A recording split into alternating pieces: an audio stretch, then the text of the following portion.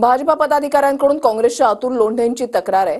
नागपुरातील गणेशपेठ पोलीस ठाण्यामध्ये तक्रार दाखल करण्यात आली आहे। कोरटकरच्या अटकेवेळी सीएम कार्यालयामधील कर्मचारी सोबत होता असा आरोप अतुल लोंढेंनी केलेला होता।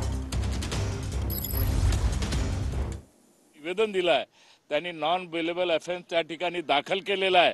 आम्ही पोलीस निरीक्षकाला आम्ही चेतावणी आज देतो का नॉन बेलेबल या ठिकाणी गुन्हा दाखल झालेला आहे।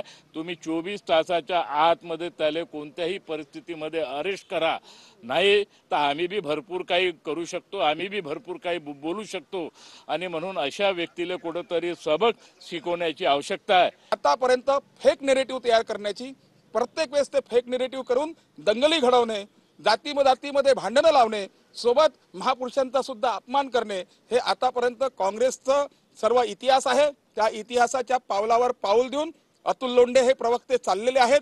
आज आम्ही त्याच्या विरोधात गुन्हा दाखल केला आणि यानंतर आम्ही हे सहन करणार नाही।